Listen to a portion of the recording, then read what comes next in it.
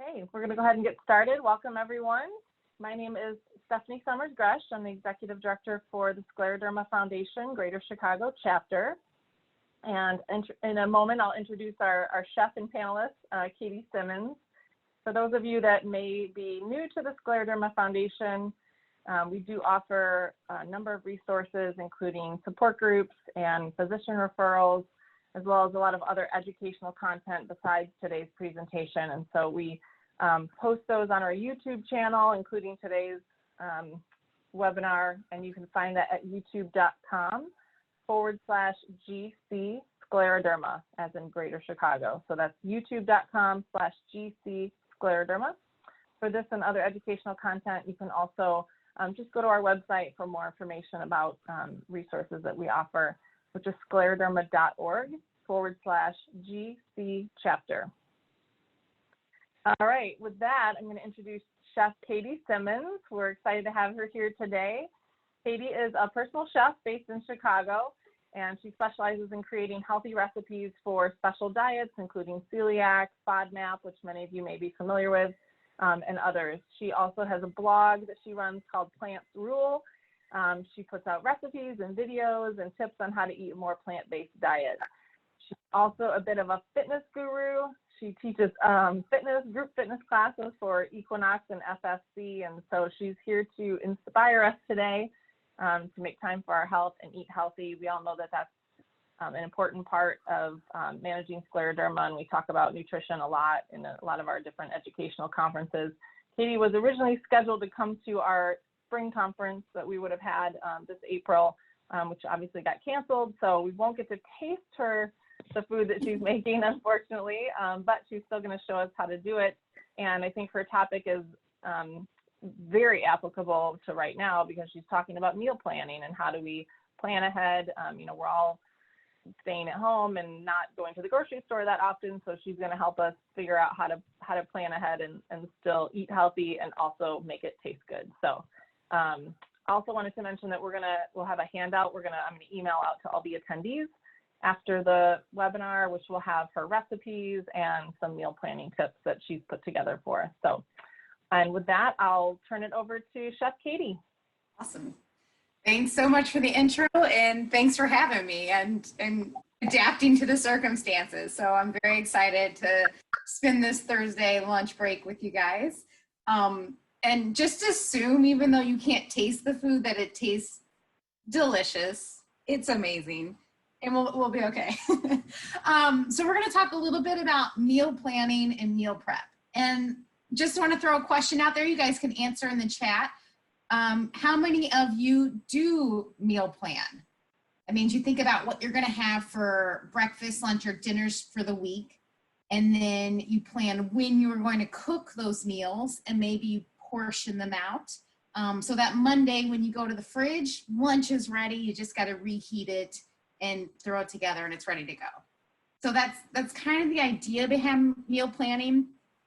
The benefits is that you're not starving for food and making unhealthy food choices. When you're in that crisis mode of like, I need to eat, you'll eat the first thing in front of you sometimes.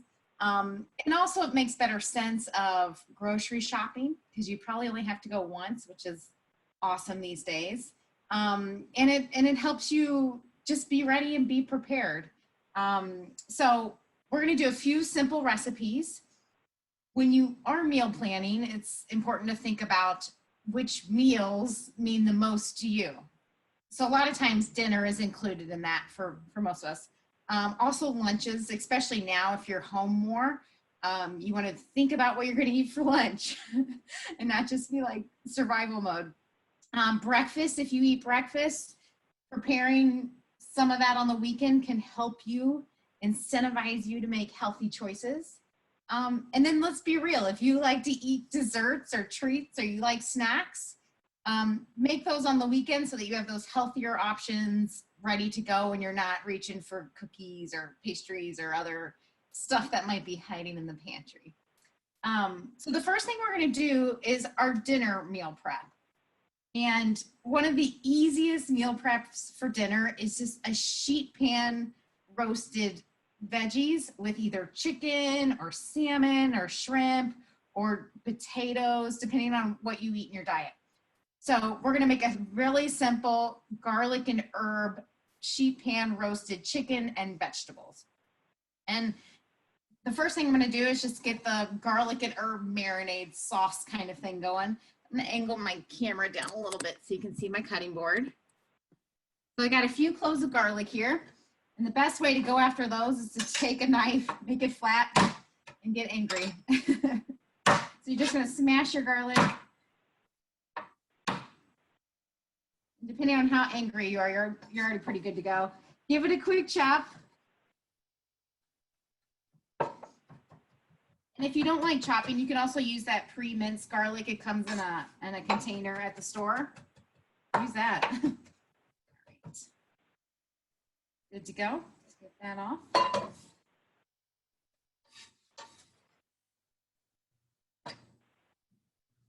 Do a little bit of olive oil or whatever kind of oil you're cooking with. Like to get you back up. Whatever kind of cooking oil you prefer. Some people like avocado oil or just regular canola oil. Something that's neutral in flavor. You don't need too much of it. And then to counter that oil, we're going to add a little bit of citrus. So I love lemon, and most of the flavor is in the zest. So I'm going to use a microplane to get that zest off. So you see there's, give it a little haircut, a little lemon zest shave. Oh my gosh, it smells amazing right now. It smells like I just cleaned my entire kitchen, even though I didn't. This is a great way to fake somebody out. Like, oh, did you just clean in here? And you're like, no, I just zested a lemon. So all that beautiful zest it's gonna go on our little marinade. And then give your lemon a roll. Cut it in half, and then squeeze it out.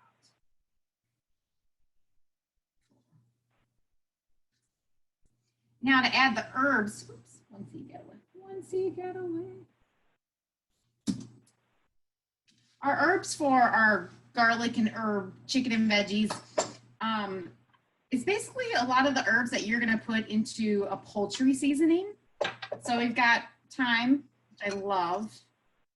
And don't be afraid to add a lot of herbs, honestly. This is where you get a lot of flavor.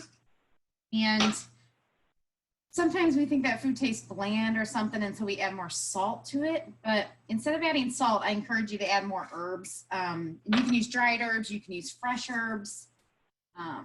Again, if you have like a poultry seasoning mix, maybe left over from the holidays, use it up. Like, it's there. Go through your pantry, clean it out. All right, you need a little bit of salt and a little bit of pepper. And then we'll give this a quick little spin. And that's it. And this is nice little marinade. Again, you can use it. We're going to use it on chicken today, but you can use it on anything. I love like little red potatoes. I put it on that and roast them in the oven. It's so good. All right, now for the veggies portion of this, I got a little bit of onion that I'm going to use up.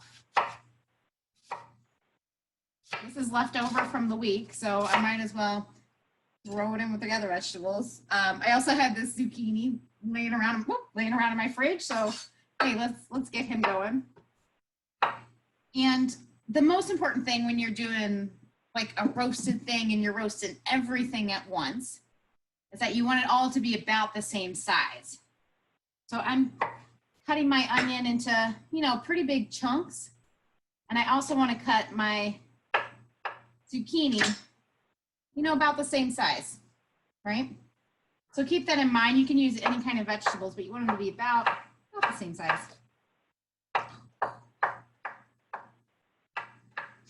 Yum. All right, get you on the pan.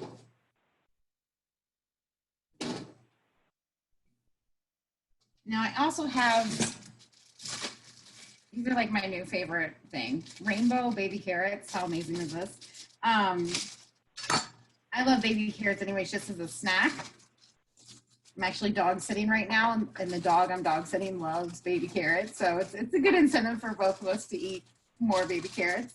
But I'm just gonna cut these in half so that they cook up a little bit faster.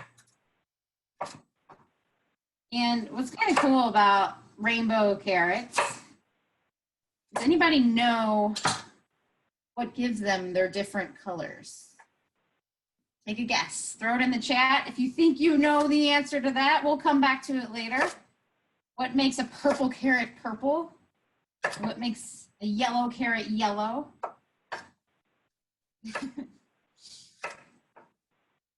All right. Keep those guys going. I got a little bit of broccoli. Oops. Broccoli I picked up from the source. I'm going to throw some of that on there.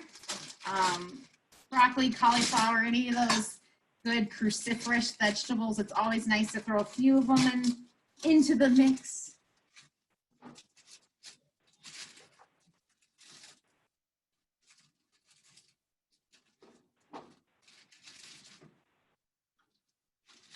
And I know what you're thinking. You're like, okay, that's great, Chef Katie.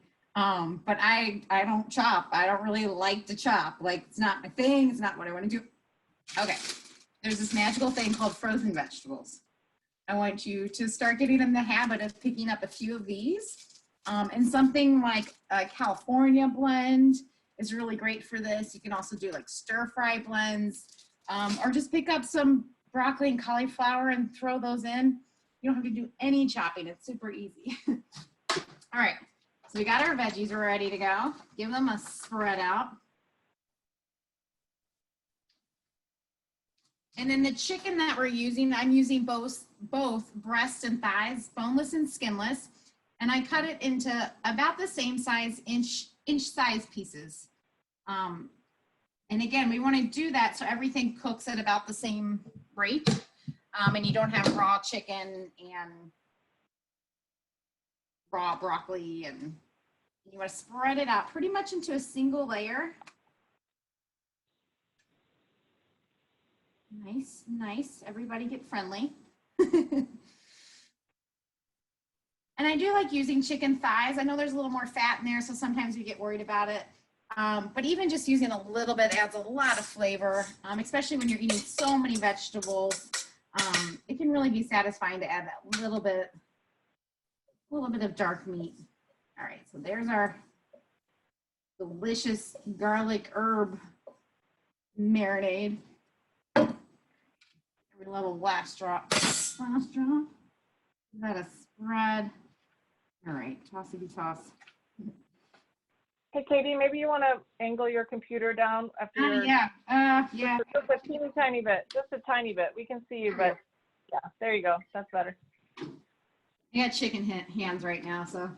All right. And this is also really easy to adapt for one person or 4 people.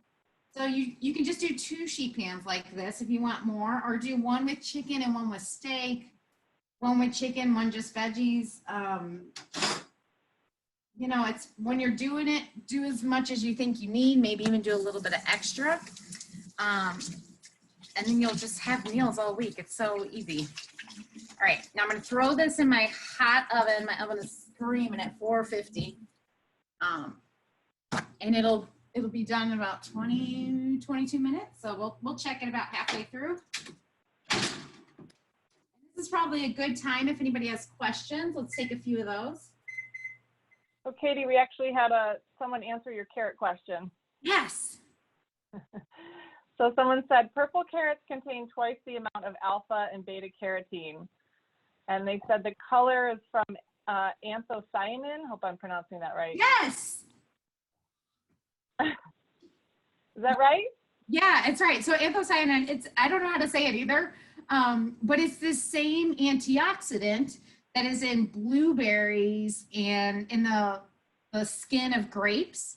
And that's why they're like, blueberries are a superfood, but it's the same antioxidant that's in purple carrots, and even purple potatoes have the same antioxidant. So just eat colorful foods and you'll be good to go. Nice.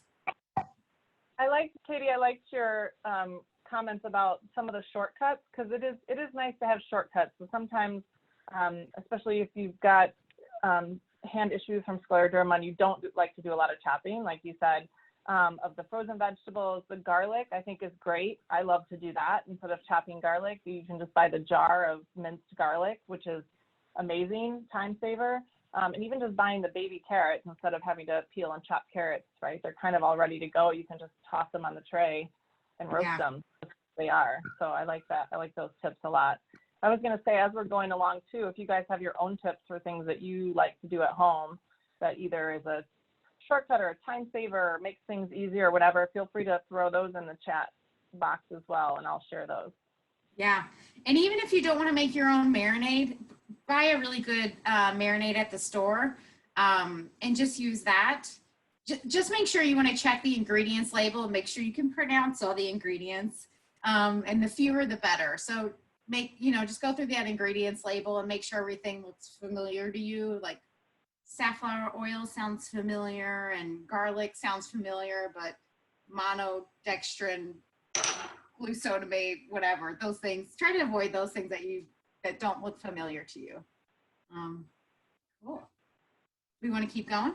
Any other questions or anything about pan roasting?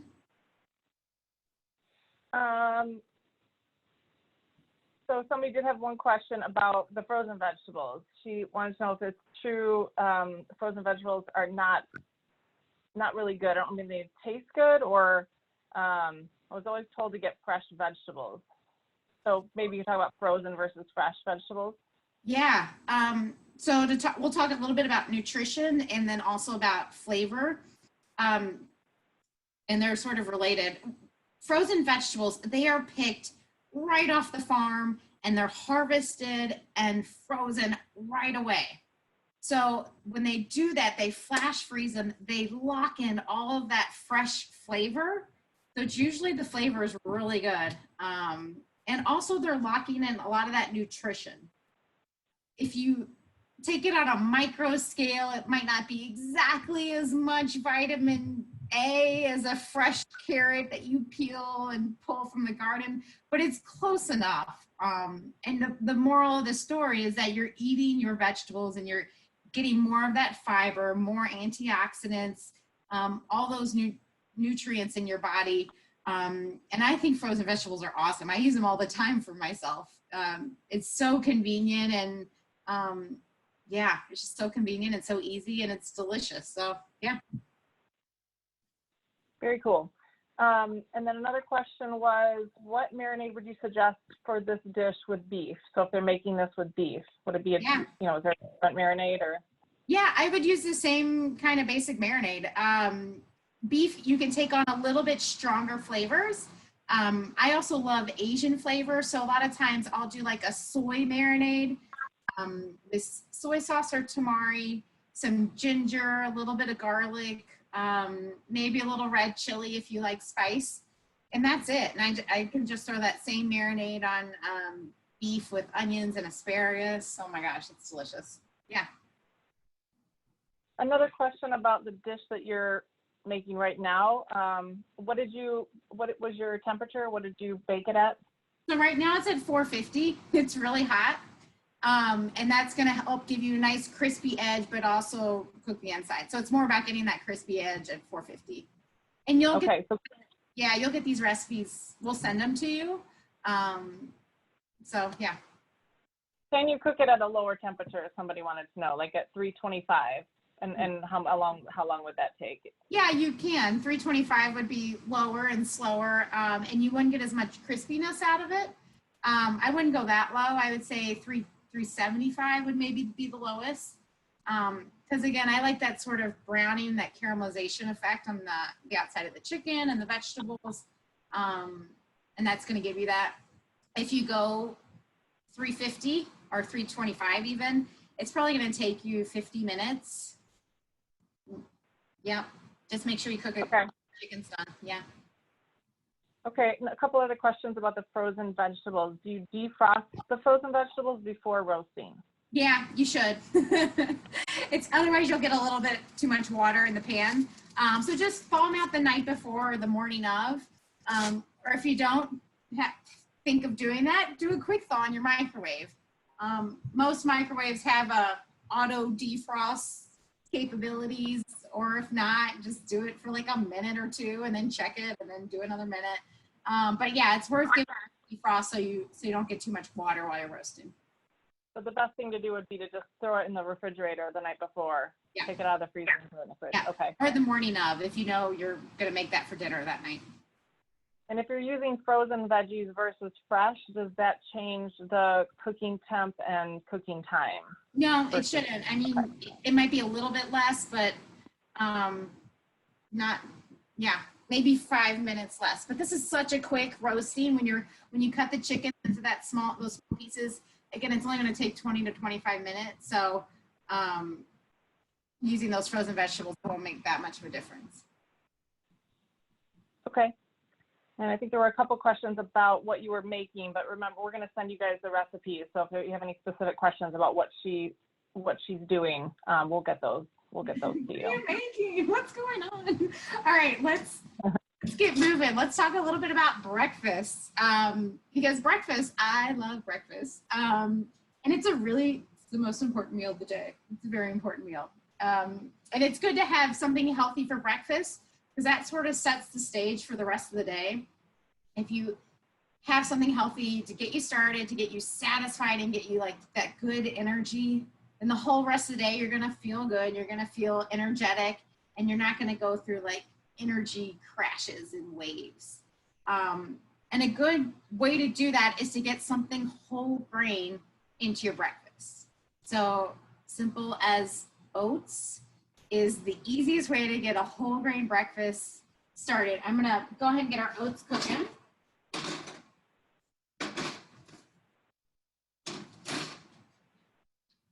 And today I'm using, these are thick rolled oats. So they're thick. And they take a little bit longer to cook, but you can use steel cut oats are also nice. I'm not the biggest fan of quick oats because they just don't have as much texture. So we're gonna get these in a pot. I'm using about twice as much water as oats. 1 to 2, pretty easy ratio to remember. I'm gonna get that starting to heat up. And oats, I love oats, first of all, because they're really affordable. Second of all, they have great nutrition. There's tons of fiber, there's good protein, and they have a great texture. But I also love oats because they're kind of like a blank slate. Like you can do whatever you want with them. So today we're gonna do a banana bread inspired oatmeal. So we got our oats going. To add a little bit of sweetness, we're gonna add dates. And these are pitted dates, but they need to be chopped, or you can tear them as well. So if you're not into chopping, you can either buy dates that are already chopped, or you can just use your hands to tear them. You just can you throw them in the food processor? Yeah. If that's easier? Yeah, you can. I mean, there's only like 8 dates, so it's kind of silly to like, I don't know, for me, it's kind of silly to like use my food processor for that. But I do have like a food chopper that sometimes I'll use to like chop up nuts and dried fruit and that kind of thing. Give them a quick little go around. You don't have to pay too much attention to how much these chop, because when they simmer with the oats, they'll break down a little bit more. And I love dates because they give you sweetness. They're kind of like brown sugar. If you don't eat dates a lot, they kind of taste like brown sugar when you add them to stuff. They got that deep like caramel note. I'm from Kentucky, so we say caramel, but caramel note. And they also have really good fiber. So unlike, if you just added sugar or brown sugar, which will sort of spike that energy level, dates are gonna help regulate your energy and your blood sugar. So it's good energy, good sweetness. Here we go, get them on, bring them up. If you have any kids that wanna help you in the kitchen, they love doing this kind of stuff. Just tear them up. This is the kind of stuff I make my dad do when he wants to cook with me. I'm like, here, Dad. You can see over there do that. Oh, man. So those are going to go in. We're also going to add a little bit of cinnamon. So the same thing we did with the chicken of adding those dried herbs to add flavor. The cinnamon is going to add a sweet note of flavor. And again, this is going to help us so we don't add as much sugar or other ingredients that we know aren't the best for us. A little bit. I love cinnamon, so I can go to town on this, but add a little bit. And like I said, oats are sort of a blank slate. So if you wanted to use up some pumpkin pie spice that you might have left over, I also love a little bit of ginger or cardamom, some of those more exotic spices. If you want to add vanilla, or you have vanilla bean paste, I know that's a fancy thing. You can add that there too. Get our manners. My knife smells like garlic, so I don't want to use that one. But we're making banana bread oatmeal, so you gotta have bananas. I mean, come on, that's a given. We're gonna add 1 banana into the oats while they're cooking, and that'll sort of soften it and add even more sweetness. And then we'll save a quick little, and then we'll save a banana to add more towards the end to add that banana texture. Yeah, oats are simmering.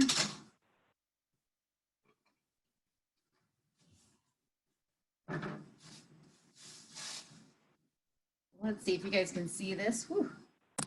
Angle you down a little bit. So my oats are they're gonna start getting soft. It just came up to a simmer. Let me keep that going. Put the lid back on there. Does anybody know how long that's gonna take? Fast. It takes about the time to check 3 emails and update your Facebook posts, and that'll be ready. So, all right. So our other banana, we're gonna get it chopped up. And I want to cut this into a little bit smaller pieces.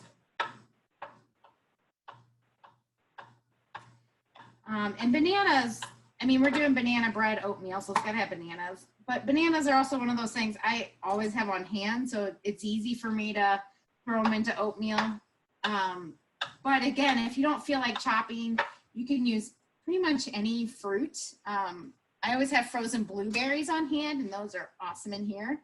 I love using frozen cherries lately. For some reason, I noticed that nobody's buying frozen cherries. Frozen mango is really fun, and frozen peaches. Again, frozen things, you're seeing a theme here. I'm a big fan of having frozen things on hand, ready to go when I need them. But you can also use like diced pears and diced apples.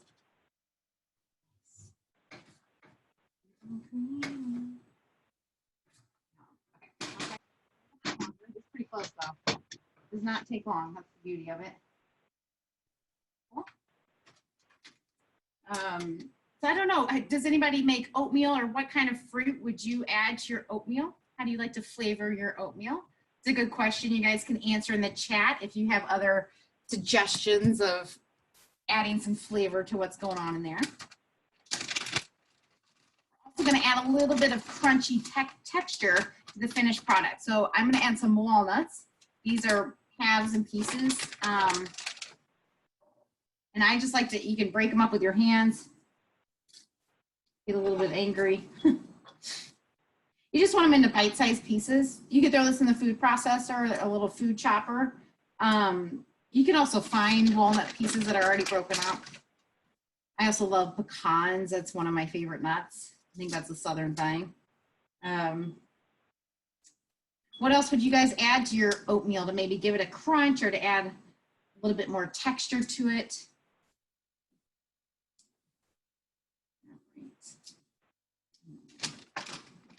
Katie, a quick question. Yeah. From our group. Sometimes when making overnight oatmeal, I mix in dry fruits. Is using fresh fruits better? No. I mean, it's whatever's up to you. Like we added dried dates. So you can add, I love adding dried cherries, and I found dried blueberries recently that are so good. I found some dried figs in my pantry, so I've been adding that to recipes.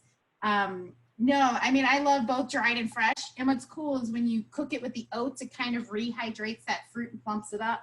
But use whatever you got and whatever sounds good to you. If you're excited about what you're making, you're going to be more motivated to make it, and you're going to be more motivated to eat it. So make sure you're making recipes that sound delicious to you. A couple other suggestions came in. Someone said they added pumpkin puree to theirs. Well done. Yeah, pumpkin puree. That's going to make it creamier, especially if you do little pumpkin pie spice. Oh my gosh, it's unreal. It tastes like pumpkin pie, like kind of, if you close your eyes. Yeah, another suggestion was put bananas in the freezer when they are starting to look too ripe, and then cut them up in breakfast things. That's a really good idea. Yeah. Throw your bananas in the freezer. You can use them for also too, if you like a creamier thing here, you can add, we added water to cook the oats in, but you can add any sort of milk to it. So almond milk, soy milk, regular milk, cashew milk, whatever you got, you can throw milk in there and that'll make it a little bit creamier. That can be helpful if you're like cooking for kids or pickier eaters, or if you just crave a little bit more creamy texture. Our oats are done. That took like no time, right? I mean, we had half of a conversation. So I added some fresh bananas right at the end. Oh my gosh. This looks amazing. I might share with you, I might not. I don't know.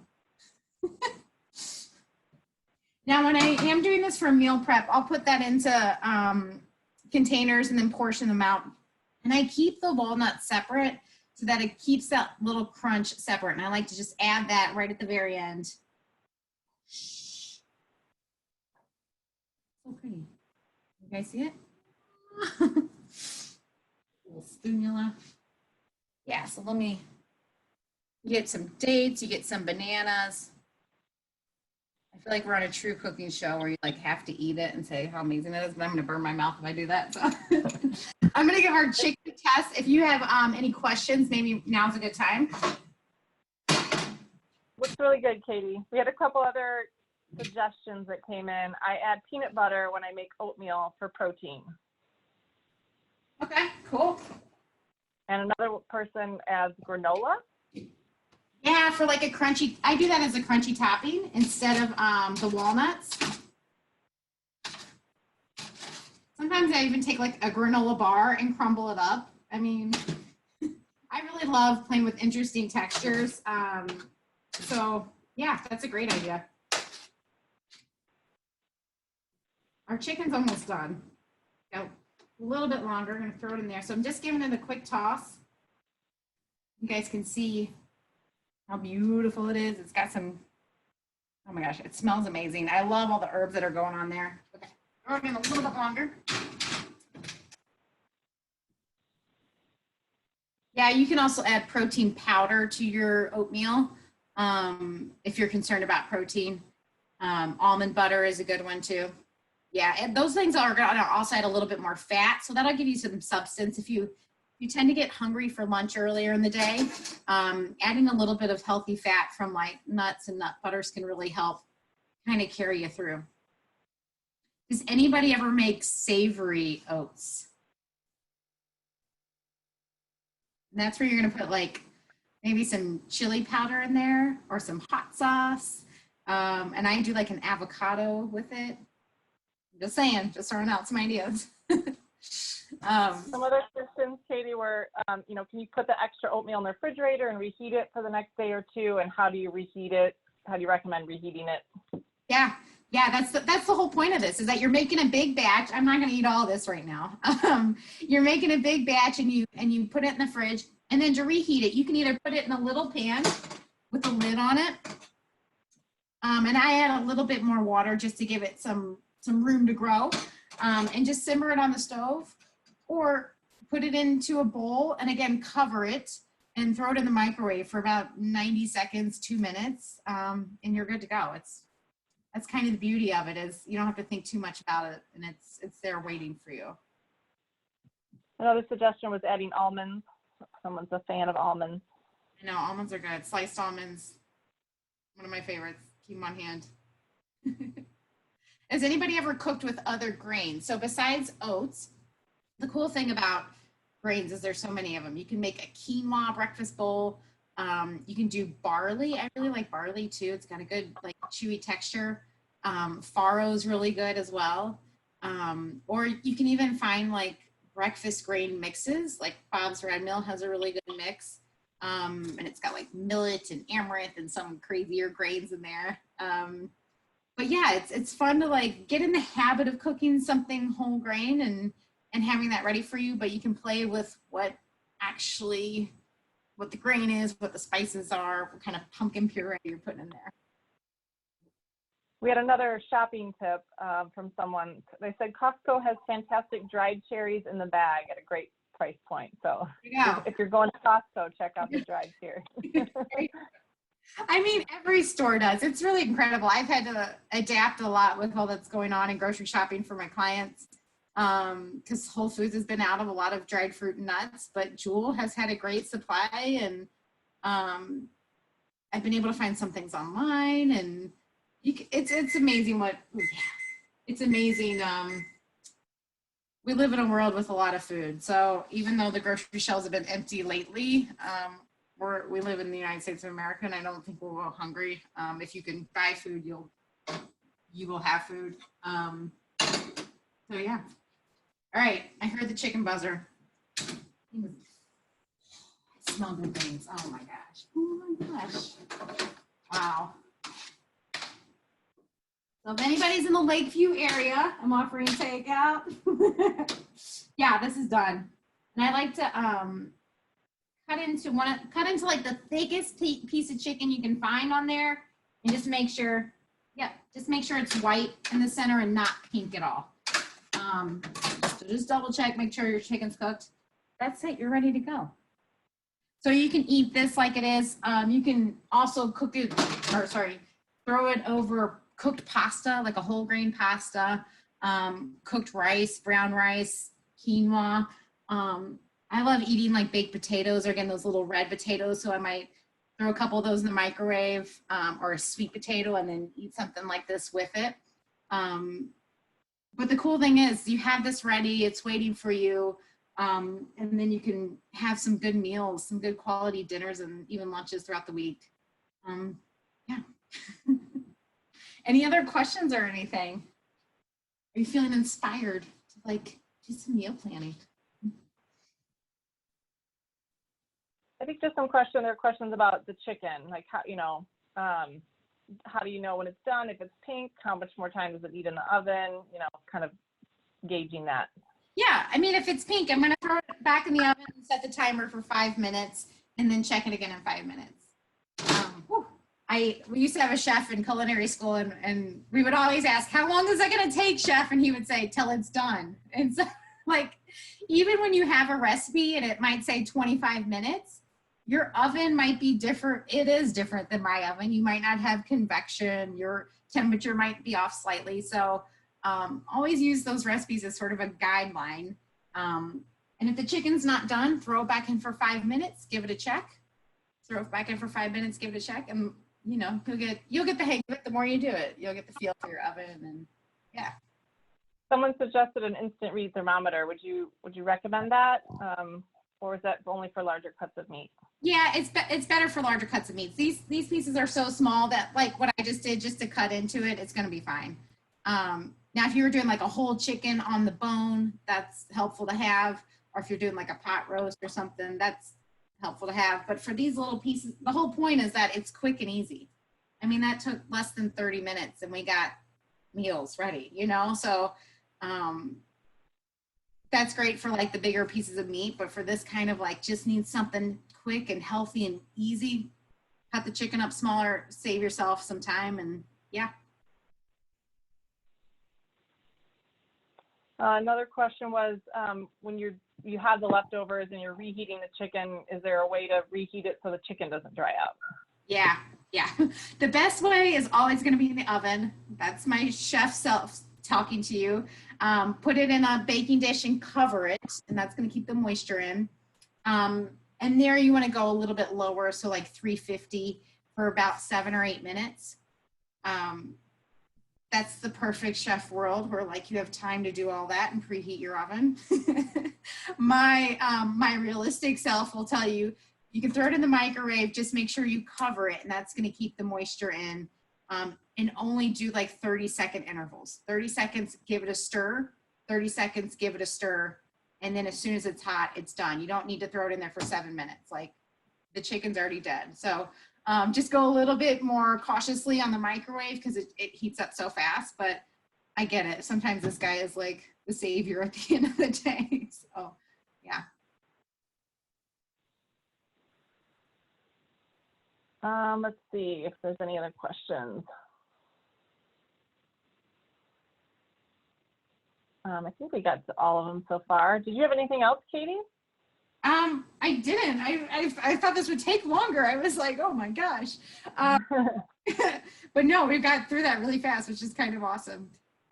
You guys will get a couple more recipes to help you with other meals. So I have some like PB&J little energy bites. That's one of my favorites. And you can basically throw everything in a food processor and let it go. And then I also like to make a big pot of soup or a hearty stew on the weekends. And that can be really helpful for lunches. So I think I gave you the recipe for a white bean and kale soup called cavallo nero. It's an Italian soup.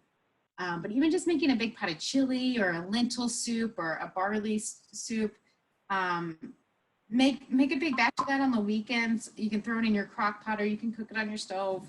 And then just freeze a little bit extra if you have too much of it. But again, having those really healthy, nourishing foods ready for you will help you make healthier food choices.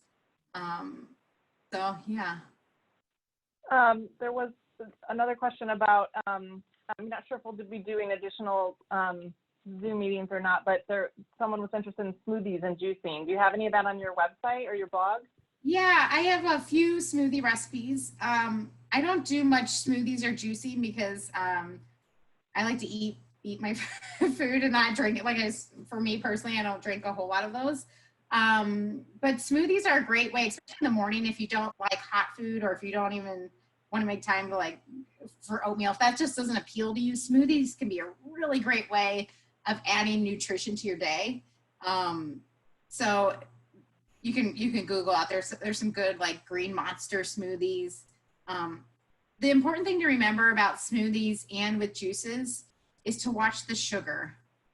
So with juices, you have to be careful because you strip all the fiber out of those fruits and vegetables.